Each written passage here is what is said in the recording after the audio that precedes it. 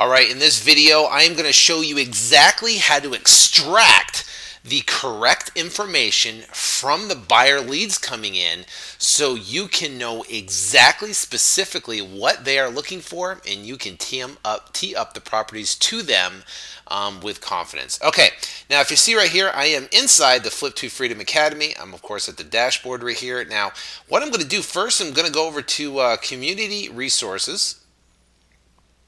And I'm going to open up Forms and Contracts. And I'm going to scroll down and go to Buyer Lead Sheet.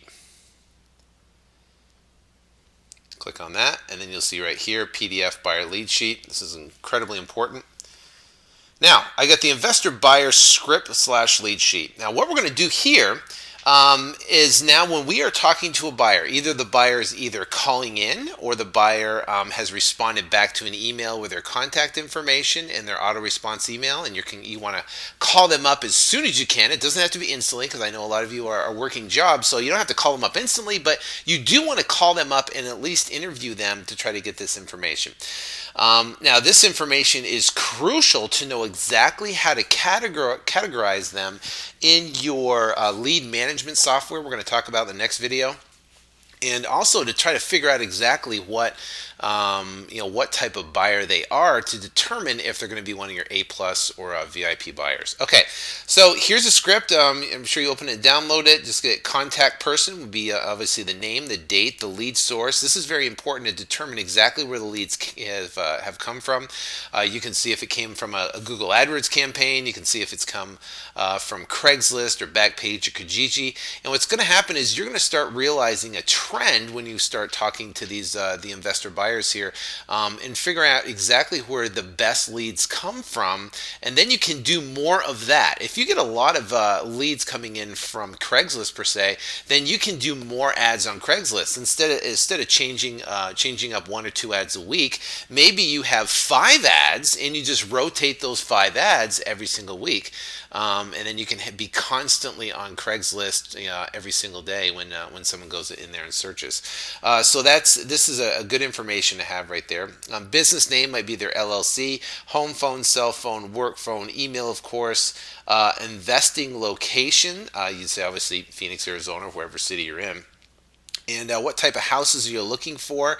Investment exit strategy. What are they? Are they a buy and hold investor, or are they a rehab? And that's the biggest thing you want to find out there. If their strategy is buy and hold, they're going to have a much different buying criteria than someone for looking for a rehab. And it's funny because I talked to 2 different buyers today actually, and one was a buy and hold investor, and they're looking for cash flow, and they're looking for a specific area of town. And this area of town houses are in the $20,000 to $40,000 range. They can rent them for $850 or so, and they get great cash flow on it. And they're looking for the more distressed type of houses, that they can buy as cheap as humanly possible. Now, I also talked to another buyer today that is a rehab strategy. He's a fix and flip guy, and guess what? He doesn't even want to be in that area. He's like, hey, listen, just keep me out of this area and I'll be good. I'll buy anywhere else, but I just don't want to buy in this area. Because they know that everyone that's buying in there, investors that are buying in there, are not flipping properties. They're not adding a lot of value to the properties. They're putting lipstick on them and throwing a tenant in there for a long-term game plan. So 2 complete different strategies, and we want to figure out exactly what their investment strategy is, and basically just ask them, say, listen, are you a buy and hold investor, or are you a rehab? Do you do fix and flip? And they'll tell you. Now, if they say, okay, listen, I'm a buy and hold guy, you say, great. And then you can start going into asking these questions. What is your realistic desired cash flow per month? Very, very important question, because if you have a property that's teed up and maybe it's closer to retail, and let's say theoretically you're going to do a subject to, or you're going to do an agreement for sale or a lease option, and they have an existing mortgage in place, right?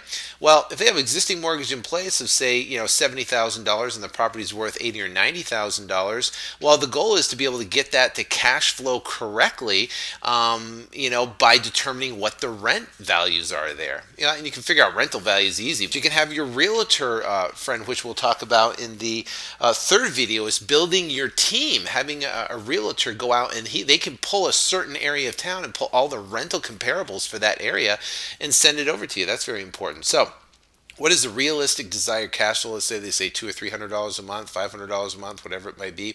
How much equity are you realistically looking for to get when buying a property and holding long term? A lot of the buy and hold investors right now are okay and comfortable with anywhere from 10 to 15% equity, or even less, depending if there's seller financing in place. What price point are you looking to buy a long-term rental property? They'll give you a range. Here in Phoenix, I know a lot of the buy and hold investors are looking anywhere from zero, and they can, $10,000 up to $50,000 because they know they can get it to cash flow quite well. How many units in the building you're looking for? Are you looking for multi-unit, duplex, threeplex, fourplex? Are you looking for big units, 5, 10, 15, 20plex, 100plex, whatever it may be? You'll find guys are looking for larger units, which you definitely want to notate that and keep that in your lead sheet, in your database. How do you plan on funding the property? Do you pay cash or hard money? Great question. Do you have the cash to put down? Yes. How much do you have to put down? Okay, what type of neighborhood are you looking to buy in? Okay, and they'll give you like zip codes of areas that you'd like to purchase in. Number of bed, bathrooms you prefer? Well, for a 3-bed, 2-bath. Any other specific request? One other question I'd ask in here is how if I teed you up a property today and it was your perfect property, had the exact cash flow, had everything you wanted, how quick can you close? And that is a good question to ask, and you can put it right there, figure out exactly how quick they can close. Because think about it, you're going to have deals that are, you're going to have a fast timeline to close. And guess what? In the notes, you can put that in there that they can close in 2 to 3 days if they have to, because they have cash ready to go. Okay, so that's the buy and hold. That's the information you're looking for there. Rehab strategy. What type of rehab are you looking to do? A full gut, remodel, or cosmetic rehab? This is very important. We have investors on our database that like to do full-blown, they can do $50, $60, $70, $100,000 rehabs, and they're fine with it. We have other buyers that just like doing the paint, the carpet, the tile, some landscape, and that's it, maybe $5 to $10 to $15,000. But that's a big difference. When you're dealing with doing additions and getting city permits, and you're putting new roofs on, and you're pretty much doing changing rooms and floor plans around. Well, that definitely makes a big difference in what type of property you can team up. If you get this nasty property at a great price, well, you don't want to just do a cosmetic guy because he might not be able to handle that much work to it. Have you done rehabs before? Yes, hopefully yes. How many have you done? This is a great question because you can show their experience level. How much work and repair cost are you looking to do or spend on your rehab? Well, they're going to have a budget. They're going to say, well, listen, I've got $50,000, $100,000 to work with. I'm looking for a house that I can get hard money on, put $20,000 down, put the rest in the rehab, and I can in holding costs and turn around and flip it. You're going to have guys that have $50,000. You're going to have guys that's going to have millions of dollars that are looking to do this, and you just to ask the right questions. What price point are you looking to purchase the property? This is great. How many units in the building are you looking for? How do you plan on funding the property, cash or hard money? Do you have cash put down? Yes, that was the same as the other one. What type of neighborhood are you looking for? Number of bed and bath, any other specific terms in there. So that is some great information you can gather from your buyers. And this is wholesale strategy. What type of properties do you currently have available? Now, let's say a wholesaler comes up and they're calling off one of your signs, and they say, okay, here's my website, and this is how many properties I have available. What are you or your buyers currently looking for? Right? What areas of town, what price point, have you wholesaled properties before, will you be interested in working together and market other properties? So this is very good right here because you'll have other investors that will call you off your marketing, and when they call you, this is a good way so you can put them in the correct category to when you're dealing with properties. Because think about it, I usually go to these guys last. I'll go to my buy and hold guys. I'll go to my rehab guys. Now everyone's going to be on my list, of course.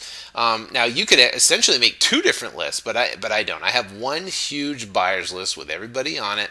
and I just notate if it's a fix and flip or notate if it's a buy and hold. But what I do is I have a VIP buyers list that I have the buy and hold guys, and I have the rehab guys that I can call them first on a deal that meets their criteria. Okay, so wholesale strategy 2, I would go to these guys third. As soon as, let's say for example, I don't have anybody that wants to buy this, I put this out on my list and no one wants it, then I would go to the wholesale strategy of these guys right here, to where I would call up my wholesale guys and then see if they can move it and we can split the profit. So that's my third exit plan if I can't sell it to these guys or via through Craigslist Backpage or Kijiji. All right, well, that's it for this video. In the next video, we are going to talk about managing your leads. I'm going to take you into an investor database that we use for free, and how to manage all your leads correctly so you can pull them up on an instant and know exactly who you can call and what information and what type of properties you're looking for. All right, see you in the next video.